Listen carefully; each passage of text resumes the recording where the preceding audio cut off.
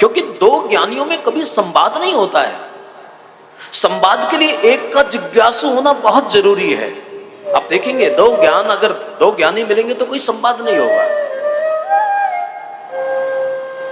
तो उन्होंने जिज्ञासु बन के प्रश्न पूछा है कि राम कौन है। क्योंकि समाज के सज्जन को अगर हम छेड़ते नहीं है ना, ऐसा नहीं है कि समाज में अच्छे लोगों की कहीं संख्या नहीं होती है। भले ही अच्छे लोगों की संख्या कम हो, लेकिन दुनिया में अच्छे लोग नहीं होते, ऐसा कभी नहीं होता है। लेकिन समाज का जो सज्जन वर्ग है ना, वो संगठित नहीं हो पाता है। अगर समाज के अच्छे लोग संगठित होकर सक्रिय हो जाएं, तो हो सकता है कि देश में धर्म की स्थापना हो। हमारी जो मानवीय बच्चों को रोके, इस गेट को बंद करवा दो। इस गेट से जो लोग आते हैं वो मुझे बहुत डिस्टर्ब करते हैं।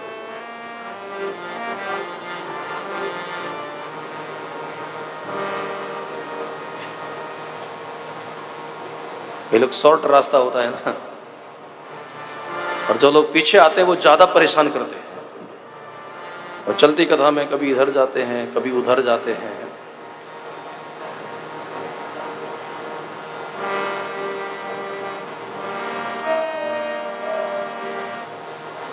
तो समाज का जो सज्जन वर्ग है वो थोड़ा सक्रिय होना चाहिए, संगठित होना चाहिए। याज्ञवल्क्य जी महाराज ने कहा कि मैं तुम्हारी चतुराई जान गया, तुम भगवान का चरित्र सुनना चाहते हो। और याद रखिएगा मेरे भाई बहन, जब कुछ भी जानने को बाकी नहीं बचता है तो फिर राम कथा भी आत्मकथा लगती है। इसलिए जीवन मुक्त महापुरुष भी इन कथाओं को सुनना चाहते हैं। ये जो कथाएं हैं ना, ये कोई साधारण लोगों के लिए नहीं होती हैं। ये उस स्तर की चेतनाओं के लिए होते हैं। परम ज्ञानी लोग कथा सुनते हैं। अरे शंकर भगवान स्वयं कथा सुनते हैं, हनुमान जी कथा सुनते हैं। क्योंकि जिनको भगवत बोध हो गया, उनको कथा का जो रस मिलता है। और आप देखते हैं हनुमान जी महाराज कितने ध्यानस्थ होकर कथा सुनते हैं। इसलिए कथा में जब कोई विघ्न करता है तो हनुमान जी को अच्छा नहीं लगता है, जो बिल्कुल शांत होके बैठे रहते हैं। शंकर भगवान की कथा सुनने का तरीका देखो, ढंग देखो, बड़े आनंद के साथ होकर, दत्त चित्त होकर। क्योंकि श्रोता जो है ना, वो प्रपन्न होना चाहिए और वक्ता प्रसन्न होना चाहिए। अगर वक्ता प्रसन्न नहीं होगा तो उसके अंदर से जो निकलना चाहिए वो नहीं निकल पाएगा। और श्रोता प्रपन्न होना चाहिए, थोड़ा शरणापन्न होना चाहिए, जिज्ञासु प्रकृति का होना चाहिए। उसको एक जिज्ञासा होनी चाहिए कि वो कथा को केवल मनोरंजन के स्तर पर नहीं, वो केवल बुद्धि के स्तर पर नहीं, वो चित्त के स्तर पर अगर कथा को ले जाकर सुनेगा ना, तो उसको लगेगा कि मैं स्वयं इस कथा का कहीं ना कहीं एक किरदार हूं। ये कथा मेरे ही अपने जीवन की कथा है। और फिर उन्होंने कहा कि हमारे जीवन का जो महामोह है ना, ये महिषासुर है। और परमात्मा की जो कथा है वो कालिका के समान है। जैसे कालिका ने महिषासुर का मर्दन किया, वैसे ही राम कथा हमारे मोह को मिटा देती है। ये भगवान की जो कथा है, ये सूर्य के किरण के समान है, चंद्रमा की किरण के समान है। राम कथा शशि किरण, शशि यानी चंद्रमा। और चंद्रमा की किरण तो सबको प्यारी लगती है, लेकिन चकोर को तो बहुत प्यारी लगती है। सभी को राम कथा प्यारी लगती है, लेकिन संतों को तो और भी अच्छी लगती है। ये जो राम कथा है, ये मृत्यु लोक पर अमृत की धारा है, अमृत की नदी है। अब जो विषयी हैं, कामी हैं, क्रोधी हैं, लोभी हैं, जो बिना लोभ के तो भगवान शंकर को एक लोटा पानी नहीं चढ़ा, भले ही वो ना समझ पाए, लेकिन राम कथा जो है ये पृथ्वी पर अमृत की धारा है। राम कथा कामधेनु है भैया। ये जो कथा है ये कल्प वृक्ष है। यहां जो मांगोगे वही आपको मिलेगा, लेकिन आपके मांगने में थोड़ा विवेक होना चाहिए और आपका मांगना भी बहुत अनुभूति से पूर्ण होना चाहिए। ये राम कथा है, मेकल सुता के समान सबको पवित्र करने वाली है। राम कथा जो है वो मंदाकिनी है, हमारा चित्त चित्रकूट बनना चाहिए। राम कथा की बड़ी महिमा को गाया और फिर उन्होंने कह दिया कि यही सब प्रसंग एक बार सती ने शंकर से पूछे हैं, तो मैं आपको वही प्रसंग सुना देता हूं। एक बार शंकर और सती कैलाश की ऊंचाई को छोड़कर, क्योंकि कोई अभिमान में कथा नहीं सुन सकता है, कथा श्रवण करने के लिए अंतःकरण में विनम्रता होनी चाहिए। इसलिए तो हम लोग जो भी आते हैं ना, जूते बाहर उतार के आते हैं। अहंकार लेकर अंदर आओगे ना तो कथा में तुम बैठोगे, लेकिन कथा तुम्हारे अंदर नहीं बैठ पाएगी।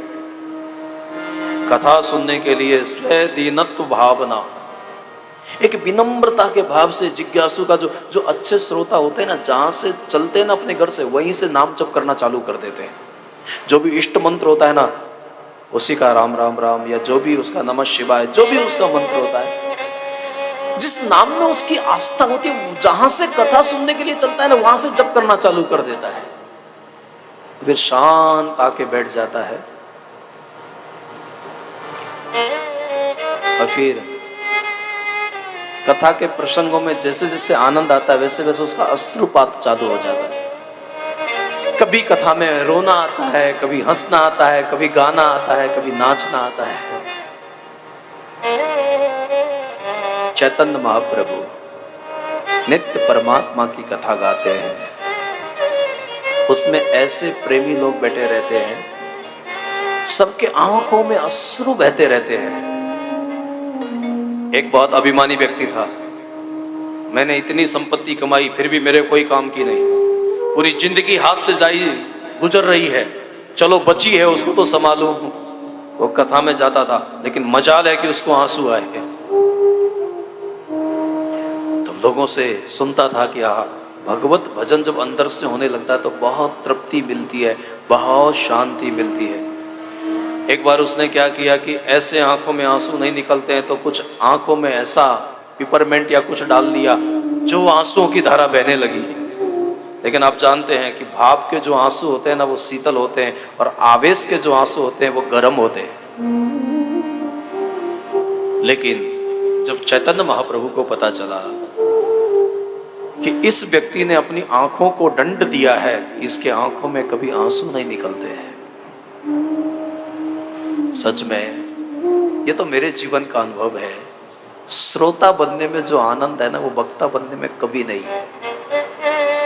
लेकिन श्रोता श्रोता होना चाहिए, वरना तो आजकल की तो बात ऐसी। अभी एक सन्यासी जी महात्मा कथा कर रहे थे, तो एक माता जी सबसे आगे आके बैठती थी और कथा में 15 बार उठती थी, क्योंकि वो आयोजक परिवार की कोई विशेष रही होगी। तो फिर महात्मा जी ने उनको पूछा, आयोजक परिवार ने, महाराज जी कथा कैसी चल रही है? तो उन्होंने कहा, माता जी प्लीज आप कथा में मत आया करो, क्योंकि आप आती हो और उठ उठ करती हो बार बार, तो आपके आने से ना हमारी कथा कोई नहीं सुनता, सब आपको देखते हैं। कुछ बहनें इतना सज धज के आती, ऐसा लगता है कि कथा में कम जा रही है। बाकी होना चाहिए, मैं ये नहीं कह रहा कि प्लीज आप लेकिन विवेक होना चाहिए। वरना मैंने देखा कई लोग बहुत बहुत इधर उधर भागते रहते हैं।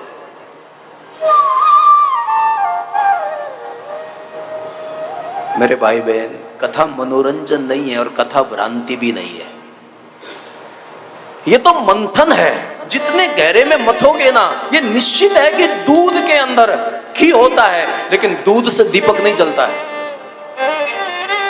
अगर दीपक जलाना है तो उसको जमाना पड़ेगा, फिर ठीक से उसको मथना पड़ेगा, जो मक्खन मिलेगा उसको तपाना पड़ेगा।